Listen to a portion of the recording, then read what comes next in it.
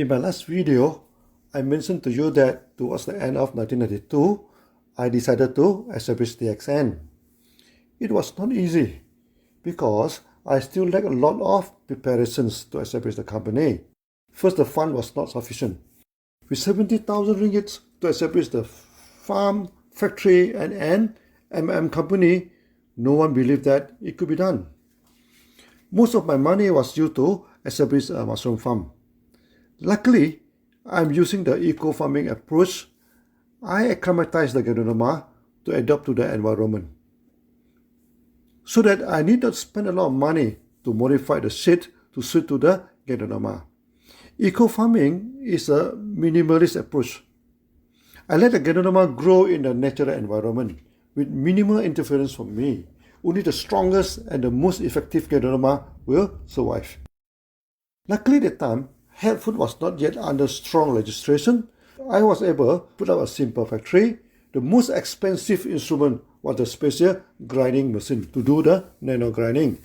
And I brought one simple manual capsule machine to produce the capsule.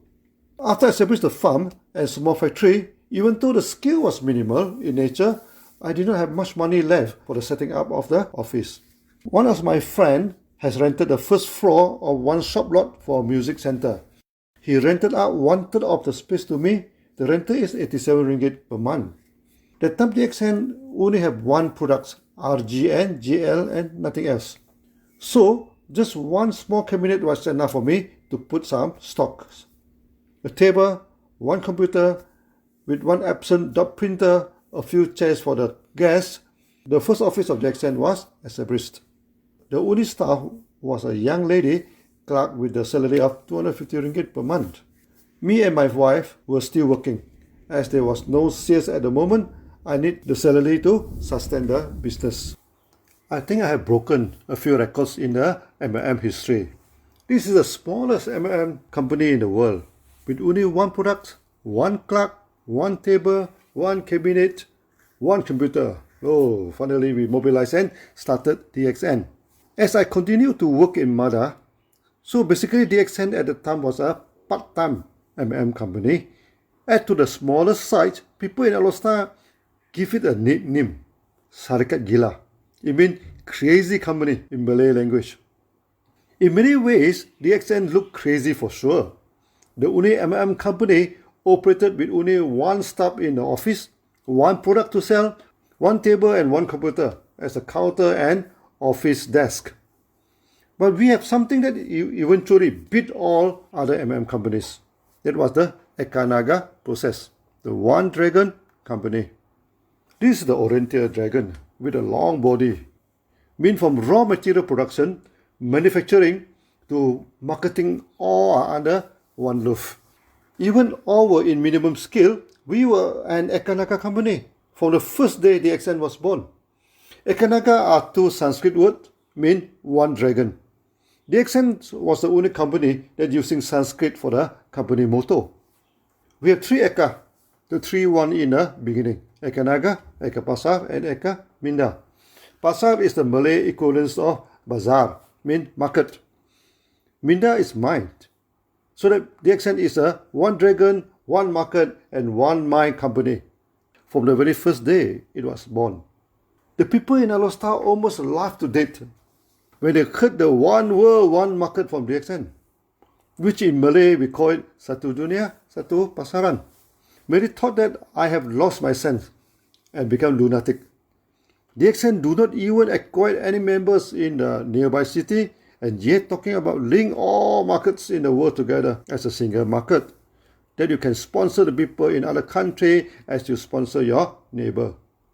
In front of DXN office is the Youth Sport Club in Kedah. The rental for the meeting hall was cheap, only 30 ringgit per night. So I rented the small meeting hall to start the first meeting of DXN. I called and invited as many people as I could, more than 100 of them. And I spent a lot of effort, to prepare for the first meeting. My brother-in-law is running a photo shop for taking wedding photo.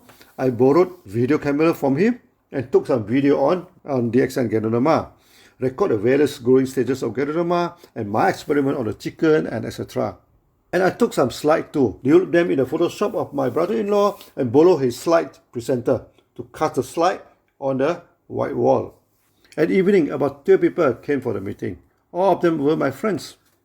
Especially one of them was doing well in one company. I had a high hope for him to join me. I did not have enough money to do some printing. At the time, printing was costly, and they were always minimum quantity for the first printing. I think maybe I should save money on that. So many of the printed material that I can provide were all photostated. I went to the best photostat shop in the town and made the best copies to my best effort. The time the video was recorded in a bulky cassette, CD were in its infancy and very costly to burn it, and thumb drive was basically non-existent for the computer at the time. So I prepared about 20 cassettes of video. I'm thinking maybe my material was photostated, but I could give them real video. No Ganoderma company ever documented how they experiment on Ganoderma. But in my video, I'm showing them how the experiments are carried out. I also prepared some coffee and snacks, try to make my guests comfortable. Finally, the meeting started. How I come to know Ganoderma from the villager, on my way to supervise the Pudu Dam, how I go into the forest to forage for Ganoderma. They were not impressed. To them, only Ab origin goes into the forest to forage. One of them even asked me, Lim, you are the engineer, and you can get Ganoderma easily from China and Taiwan. Why go to the forest hunting for it like Orang Asri, the Ab origin?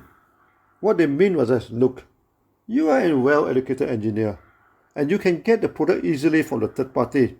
You should wear smart and present yourself nicely. Once you go into the forest and forage like I am Ab origin. I told them my stories of going to the forest, experiments on chicken will be great stories for them. I have made a huge mistake. They do not have good thinking about forests. Rest about the chicken, which is supposed to eat them, no? Not enjoying seeing them fly like a phoenix and spend the night on top of the tree like an eagle. They did not come for the meeting to listen to my Ganoderma story. They came out of curiosity. Why I'm working as a senior engineer in the government with such a secure job and easy life? Why should I go to the forest and deal with the chicken? They did not know the job of an engineer was not easy for me. And I love wilderness and forest. On one occasion, I did follow my father, went into forest looking for some herbs that remain sweet memory to me to this day. But my romantic feeling about the forest was not shared by them. They felt that my parents had spent so much money and effort to educate me. Finally, I have become an engineer and working in a government job, and they call the government job a steel bowl. Meaning the job is always secured. You will not get fired. This was the dream of many families, to let his son or daughter to work for the government. And now that Lim will leave his job and go foraging in the forest and give them photostated materials and having meeting in cheap spot community center. All MMM company are having meeting in good looking hotel. None of them will come to cheap community center, rent a cheap hall and try to convince people that they are good company for them to join. I showed the video to them, present the slide to them. And when I come to the marketing slide, I told them the DXS I'll go for one world, one market. They burst into laughter. One of them asked me, what is the nearest town to Alasta? That was a funny question. Everyone knows it is Simpang Apat. That means the crossroad as two roads intersect through that town. A small but beautiful town, about 8 kilometers away. I asked him why. He asked further, how many members do you have in that town? I answered none. They burst into laughter again. I don't even have a single member from the nearest town. And I talked about going worldwide for the so-called one world, one market. At first, I thought the one world, one market was such a beautiful phrase that I could coin it, link the whole world together, sponsor the foreigner, just like you sponsor your neighbor. The forest and the chicken are really too much for them. Then come the one world, one market concept again. That was a huge joke for them. Half of them went to the toilet halfway, never come back. They did not even wait till the coffee break. After the coffee break, all of them excused and went home. I'm supposed to tell them the marketing plan after the coffee break. None of them were interested. They came because they wanted to listen to me why from a secure job as an engineer, I want to involve myself in agriculture and plant mushroom. To them, an engineer is prestigious, and to be a farmer, downgrading myself. They also asked another question. In Alostar itself, is there any big international company? There was none. Alostar is just a border town, close to Thailand. Once the young people chasing the dream in bigger town, they never come back. The problem with Alostar is its small size and stagnant growth. Before I went to study in India, the population is 200,000. After I graduated and come home, the population was 200,000. The time when I established DXN, the population was still 200,000 today. When I am talking to you, the population remains 200,000. It is a stagnant town. All young people do not see any hope in this border city. Once they say goodbye, they never come back, except visiting their parents. And from a city like this, you want to go to one world, one market? The meeting went very wrong and was a catastrophe. Not only they did not join DXN, word started to circulate in Alostar that one engineer in Mada has turned lunatic. Go into the forest like the tribal people, giving photostated material to convince people to join his company, meeting in a cheap community center and talk about establishing a world market for his products and telling people his chicken were as beautiful as the phoenix. The time I joined a classical musical group, one of the attendees was from the choir in the same organization, considered close to me, and she was active in MLM, which I hope for the best. She could join DXN and help me to promote her market. But later, one of his friends told me that man told him I have turned lunatic, giving him the cassette about the chicken, talking about the world market without a single member, dreaming big with only one clerk in his office. What made me sad is what his comment on my materials he told his friend. If not because Lim is my good friend, I would have dumped them into the dustbin. I spent so much time and effort to prepare the video. This gave me a good lesson. This kind of hand up will not help to promote your company. Later, I threw away all the videos and all the slides, went to the stage with two empty hands and talked. That habit remained to this day. The time the famous leader in MLM, people nicknamed them MLM Eagle. There were a few eagle around in Alostar. Then I decided to try my luck on one eagle. He was a successful distributor to one MLM company, even has his own office, many times the size of the DXN office then, and employ a few staff. When I reached his office, his staff told me he was in meeting, so I need to wait for him. I waited and waited for more than 2 hours. Finally, I saw someone out of his office. It was his father. The so-called meeting was actually chit-chat with his father. When I went into his office, I saw him wearing a neat coat and comb his hair very well, and he gave me a serious and non-smiling face. Immediately, I sensed something was wrong. Before I even had a chance to talk anything to him, he started to attack the accent. He told me his office was much bigger than my office. He has more staff than me. And he reminded me, in the industry of MLM, you have to keep your image well, must put on the best clothes and comb your hair neatly. Not like me, famous for wearing casual wear and having a hair not combing, like the Einstein. Then he leaned forward and looked at me fiercely in order to stress his word. Then even in his situation, he dare not even thinking of establish an MM company. And who are you, start with such a shabby office and dare to call it an MLM company? Immediately I sensed such a character was not suitable for DXN. With such a negative attitude, it would be a negative liability instead of an asset for DXN. I'm not coming here to listen to his lecture of how to wear smart and comb your hair neatly, so I excused myself and left. This took him by surprise now. He expected me to explain myself and DXN and then enjoy and entertain himself by mocking at me. Later, I learned that he joined a money game company, lost all his money, did not pay his staff and off, then left him. And his office was closed down and taken over by some others. The last time I heard about him was he was selling some cheap clothes beside the roadside for a living. That was an irony in his life. He kept telling people, do not wear cheap clothes and must put up a coat If you call yourself an eager in MLM, but later end up selling cheap clothes at the free market, that may not look like a good earning. Later, when DXN was listed in the main board and stock exchange, one of his friends told me that man said that he has made the most stupid mistake in his life. The friend thought it was the wrong joining of the money game scheme. He said it is not. That he did not join DXN in the initial day. It's the greatest mistake he has committed. I told his friend, it was not a mistake. It is the arrogance that has blinded him. After the man, I continued to hunt for the eagle. At one time, I went to Butterworth, about 2 hours drive from Alostar, to meet up with 5 eagles. The meeting went well, actually. They let me completed with all my talking. After the meeting, we go for supper. Over the noodles and cups of coffee, they told me they were impressed by me, but they could not join DXN. I asked them why. First, I'm younger than all of them. Their car are all better than my car. The company they joined in is 100 times, if not 1,000 times bigger than DXN. They told me, with such a small office and driving such a cheap car, no one will ever join your company.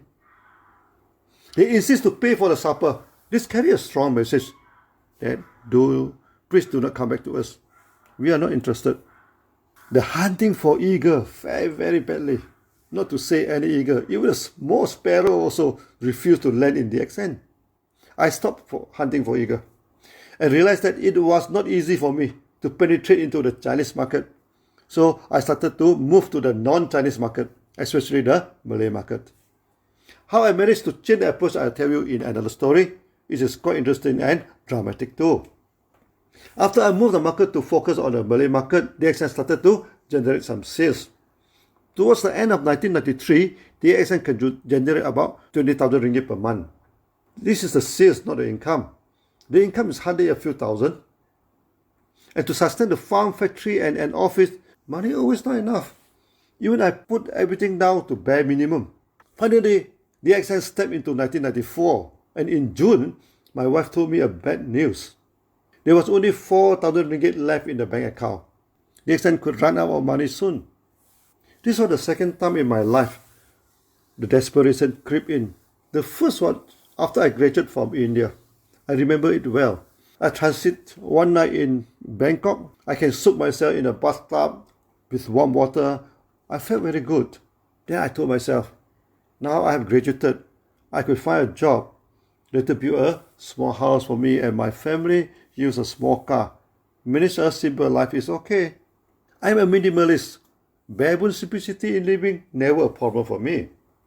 Since I'm not demanding, I should have an easy and simple life. That time I also wish to become a mathematician. I love physics and mathematics. During my free time, I could study the quantum physics and Einstein's relativity theory, and maybe I could work on the mathematics too. After all, my professor say an engineer is a combination of mathematician and practical scientist. But not even 3 months into the job, my dreams shattered into pieces. The life of an engineer was not easy at all. In future, I will tell you more of the stories. My father was a small-time contractor. That time, the economy was not good. Many of his clients did not pay him well, and his business collapsed too. The financial burden all landed on me. The salary always not enough. Many engineers at such situation may started to get some commission from the contractors because all the payment had to be certified by the engineer. When we practice shunya, there are 5 shall not. First, do no harm. Second, do not take what is not belong to you. Third, do not disrupt the harmony of a family and society. First, making no false claim. Fifth, and lastly, do not intoxicate yourself. These are the basic 5 principles to become a normal human being, and I try my very best to stick to it. The second law stated that we shall not take what does not belong to us. I never ask for commission from any contractor. And I also never find trouble with them. Instead, I try to help them as much as possible, solving many technical issues at the sites and making computer programs so that they can prepare their claim easily. Many of them become my good friends. So, my dream to become a simple person, live a simple life, did not work. The real life is always not what we expected at all. So that was the first problem I am facing in my life. After I started DXN, I also stopped doing any other business. So my salary together with that of my wife are the only two sources of money. Even that, the salary can hardly cover all expenses. Me and my wife think that maybe it's wise to stop the accent for a while. Later, when the situation improves, then could continue again. You remember the eager that made me wait for 2 hours in his office? Actually, the 2 hours was not a total loss. He has one downline. Came to visit him that day and saw me sit like an idiot for so long and come over to have some chit-chat with me. He was a friend of my sister, so he knew me because of her. Later, he also joined the eager to jump ship into money game, and apparently it was a wrong ship. He lost all his money too. The eager ended up selling genetic cloth at flea market, and he opened up a small noodle shop to sell noodle with a very funny name, Damn Hot Fish Head Rice Noodles. Just a few blocks from the house of my father-in-law, and he knew my wife too. After disclosed the bad finance news to me, my wife must have found me pale in the face. Then he proposed, why don't we go and eat that damn hot rice noodles, run by an ex-MLM leader, aka the eager. Maybe the hot noodle can bring back some life to my face. When we were at the noodle shop, the man recognized me and greeted me warmly. I ordered the rice noodles. It was the name it claimed, extremely hot and spicy. I am sweating all over while eating it. The time was late afternoon, around 5 p.m. Not yet the time for dinner, so not many customers went to his shop. And he came over to chit-chat with me and asked me how was the doing of DXN. I told him things were bad. I planned to close down for a while. Then he said something that changed my life and the future of DXN too. He told me, look, Tim, once you are an MLM man, you always an MLM man. You should not stop. Once you stop, it is over. You will not be able to go back again. Then he pointed to himself and said, look at me, I stopped.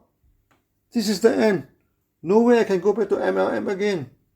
His words were like the lightning that shocked and whooped through me. He even encouraged me, saying that your business already started. The products also started to move into the market.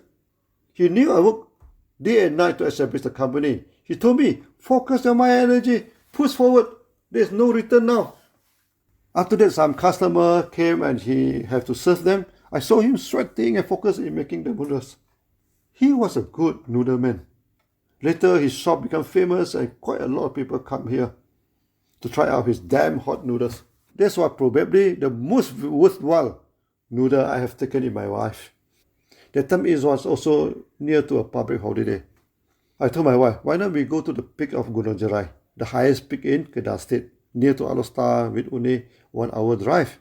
Can oversee the paddy fields and the night is cool and pleasing, where government runs some chalet at very affordable price. So we spent the night at the top of Gunung Jerai, or Mount Jerai in English. The evening was cool and pleasing. We sit at some stone bench that overlooked the paddy field and some small town along the main trunk road. We sit at some stone bench that overlooking the paddy fields and some small town along the main road. I knew the paddy fields well, as it is under my supervision in Mada. That night was a beautiful night. The lamp of the small town and some houses are flickering softly. The chirping of the insects were very soothing. We sit there for quite some time without talking much. Then I told my wife, dear, I'm going to resign from Mada. She kept quiet for a while.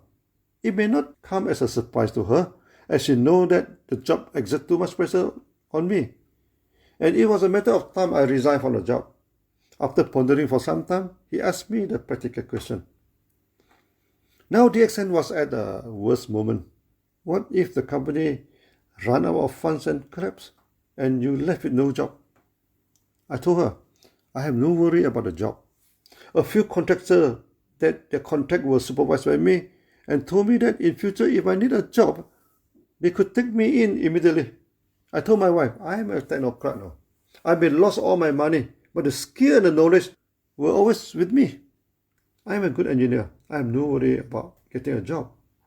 You see, I never take money from the contractor. And it is at this most critical moment of my life, give me the strength to go forwards. Because I know they can employ me if I need a job.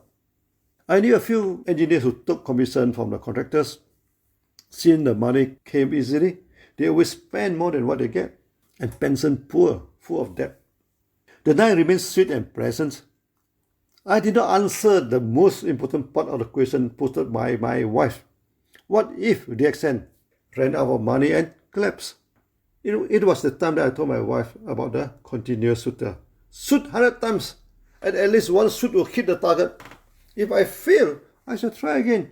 Fail, then try again. Keep trying. I told my wife, there can be many failures, but we just need one success. One. Just one. After we came down from the peak, the next day I tendered my resignation. When you work in the government, if you tender 3-month notice for resignation, then you do not need to pay any compensation. If you tender 1 month resignation, you have to pay 1 month's salary. When towards the end of June, the condition of the company turned from bad to worst, and I do not think the company can last till September, the last day of my resignation notice. So in July, I submitted a resignation letter again, this time 1 month notice. I am the only engineer that submitted resignation twice in the history of MADA. The resignation sent shockwave throughout MADA, and many came to me and tried to persuade me not to resign. But my decision was final. Sayonara to engineering. When I worked in MADA, not all the bosses were harsh and suppressive. My immediate boss, Mr. Lok, was a kind-hearted boss. When he received the news that I tendered my resignation, he asked me to meet him. And in rare occasion, he ordered coffee in his room. I never saw him treat people coffee in the room.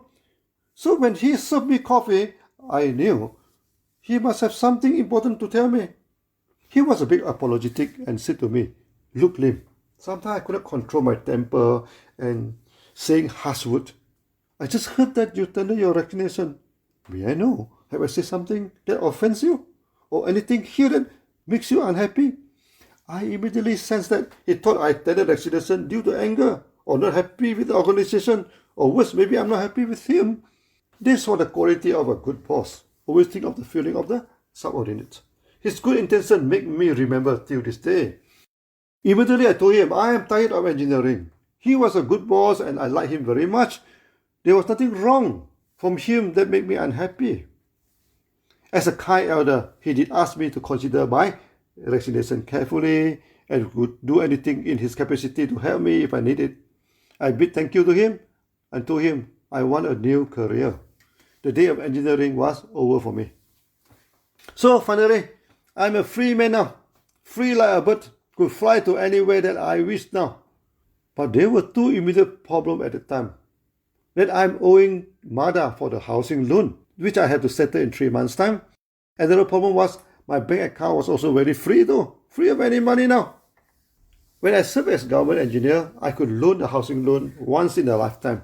Maximum loan is 120,000 ringgit with a very low interest rate, half of that of the normal loan from the bank. Most engineers would borrow close to the maximum loan as the interest rate was low and they take it as a gain. But I did not think it that way. If I borrow to the maximum, after the monthly deduction for the payment of loan, I may not have any money left to support the running of the DXN.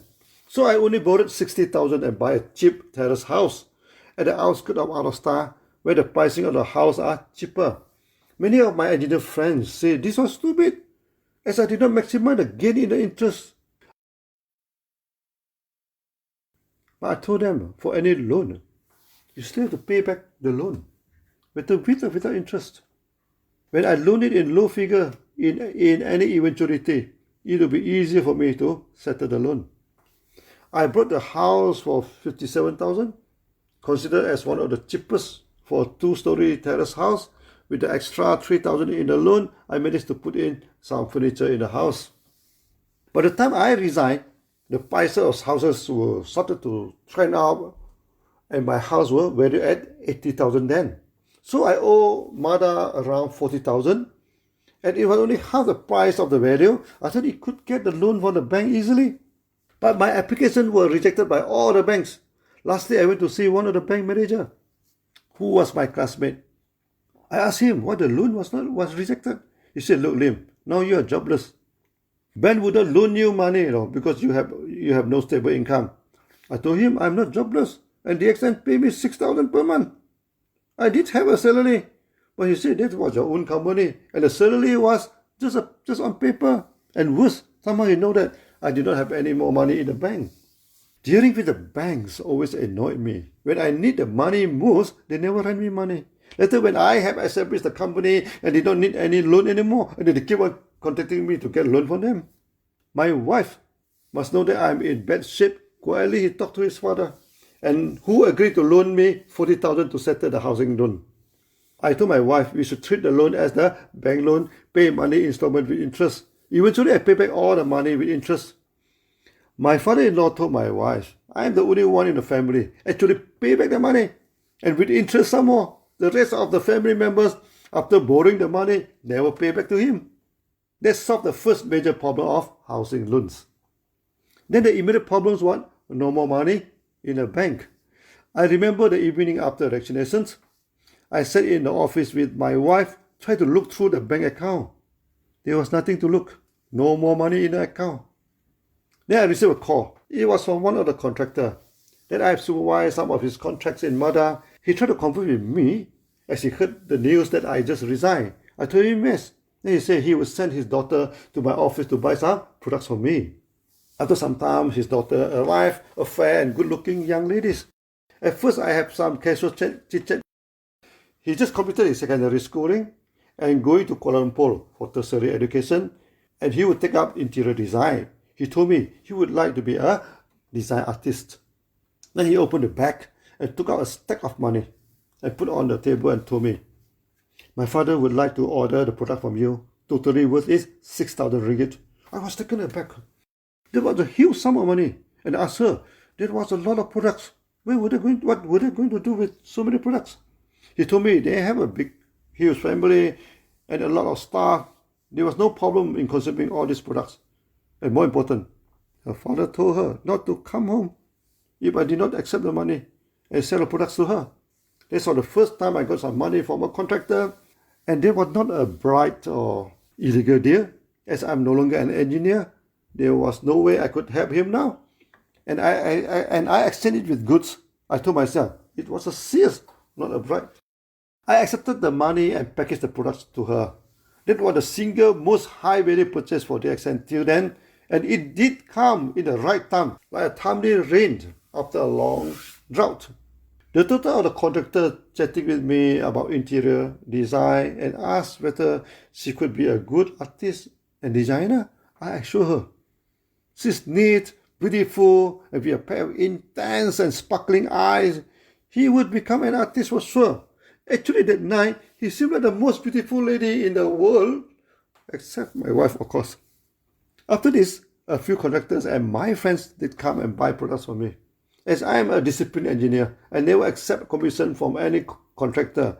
They sure know that I need money after my resignation. Sometimes, when a person extended his hand during the time of need, then we know he was the true friend. I am thinking, karma does work in a positive way. Even though I did not take any money from the contractor, at the end of the day, I gain more than any engineer that take the commission. I dare to design because I know some of the contractors will take me in immediately if I need a job. Then out of my expectation, at the time of difficulty, some of them purchase the products to support me.